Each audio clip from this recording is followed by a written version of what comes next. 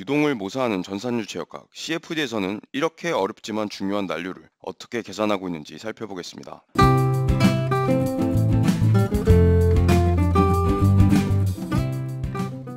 CFD 시뮬레이션에서 난류를 다루는 방법은 큰 범위에서 DNS, LES, 그리고 란스 세 가지 방법으로 구분할 수가 있습니다. 이 세 가지 방법의 분류 방법을 이해하기 위해서는 한 가지 개념을 알아야 합니다. 바로 소용돌이 에디입니다. 다시 한번 레오나르도 다빈치의 그림을 살펴보겠습니다. 난류의 특성 중에 회전성이 있다고 말씀드렸습니다. 회전성은 난류에서 회전하는 유동 패턴을 통해 확인할 수가 있습니다. 이 유동 패턴들이 바로 소용돌이 에디라고 부르는 것들입니다. 이러한 에디는 난류에서 발생하고 여러 다양한 크기로 존재하게 됩니다. 이때 가장 큰 에디는 가장 많은 운동 에너지를 가지고 있고, 큰 에디는 작은 에디로 브레이크업되며 운동 에너지는 작은 에디로 계속 전달되게 됩니다. 작은 에디로 에너지가 전달되는 과정은 콜모그로프 마이크로스케일이라고 불리는 아주 작은 에디에 도달할 때까지 계속됩니다. 콜모그로프 마이크로스케일 크기의 에디에서는 더 작은 에디로 운동 에너지를 전달하지 못하고 유체의 점성에 의해 운동 에너지가 열로 변형되고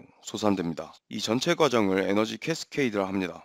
난류의 효과를 고려한 시뮬레이션을 수행하기 위해서는 이 여러 크기의 에디들을 계산해야 합니다. DNS (Direct Numerical Simulation에서는 이름 그대로 모든 크기의 에디를 직접 시뮬레이션합니다. LES (Large Eddy Simulation에서는 일정 크기 이상의 에디는 TNS와 마찬가지로 직접 계산을 하고, 그보다 작은 에디는 모델링을 사용하여 계산합니다. 그리고 란스 시뮬레이션에서는 모든 크기의 에디에 모델링을 적용하여 계산을 수행합니다. 난류를 계산하는 접근법이 다르니 각 시뮬레이션을 통해서 얻을 수 있는 결과 또한 다릅니다. 각 방법들의 결과를 표현하는 그래프를 보며 차이점을 설명드리겠습니다. 여기서 F는 유동의 온도, 압력, 속도 같은 베리어블입니다. DNS에서는 모든 에디를 계산하기 때문에 시뮬레이션 결과에서 유동 변수의 변화량을 모두 확인할 수 있습니다. LES에서는 작은 에디를 모델링으로 대체하기 때문에 작은 에디로부터 야기되는 아주 마이너한 변화를 확인할 수는 없지만 주요 변화들을 확인할 수가 있습니다. 란스 방법을 사용하면 난류가 고려된 유동의 평균값을 확인할 수가 있습니다. 난류 계산 방법이 서로 다른 DNS, LES, 란스 세 가지 방법은 각각의 장단점을 갖고 있습니다. DNS 방법은 모든 난류를 직접 계산하기 때문에 현실과 아주 유사한 물리 현상을 확인할 수가 있지만 기하급수적으로 많은 계산 시간이 소요됩니다.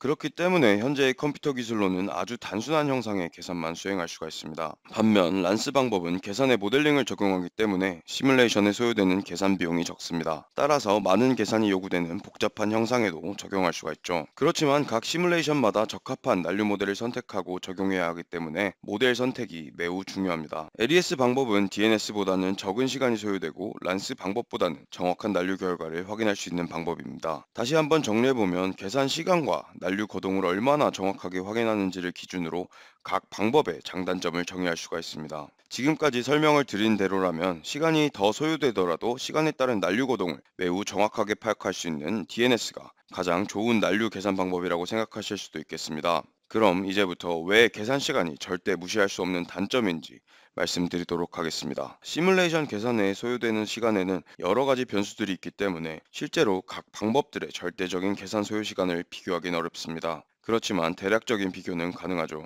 주어진 문제와 장비마다 다르겠지만 대략 란스는 며칠, LES는 몇 달, DNS는 몇 년이 소요가 됩니다. DNS 방법을 실제 적용한 예를 말씀드리겠습니다.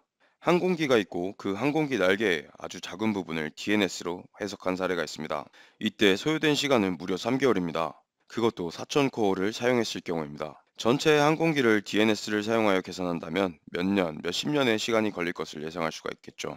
시뮬레이션의 목표는 시간과 비용을 절약하기 위함인데 DNS 방법을 사용하면 몇 년이 걸릴 수도 있으니 시뮬레이션을 수행하는 목적과 전혀 일치하지가 않습니다. 그렇기 때문에 각 방법은 목적에 맞게 사용해야 합니다.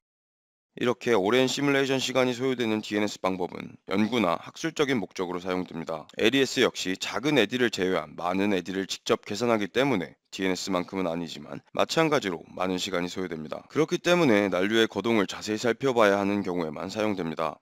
란스 방법은 현재 대부분의 산업에서 사용되고 있는 방법입니다. 오랜 기간 여러 산업에서 사용되며 시뮬레이션 결과 또한 많은 검증 과정을 거쳤죠. 이 검증된 계산 방법은 엔지니어링과 설계에 있어 충분히 합리적인 결과를 제공합니다. 즉, 세 가지 난류 모델링 중 가장 합리적인 방법입니다. 란스 시뮬레이션을 사용해도 충분히 엔지니어링에 사용될 수 있는 합리적인 결과를 확인할 수가 있습니다.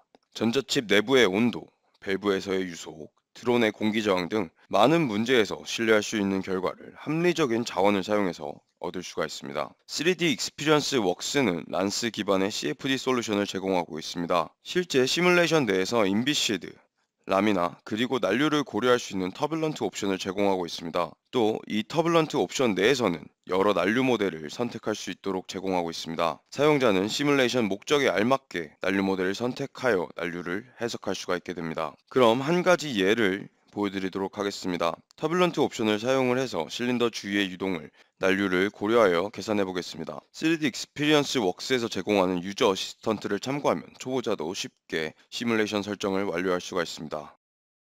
자, 이제 결과를 확인해 보겠습니다. 보시는 것처럼 정상 상태, 비정상 상태로 각각 계산이 가능하고 난류 효과를 포함한 결과를 얻을 수가 있습니다. 이번 영상에서는 측류와 난류의 개념, 그리고 전산유체역학에서 난류를 어떻게 다루고 있는지에 대해서 설명을 드렸습니다. 그리고 3D 익스피리언스 웍스의 플루이드 다이나믹스 엔지니어 롤을 사용을 해서 난류를 고려한 전산유체역학 시뮬레이션을 수행하였습니다.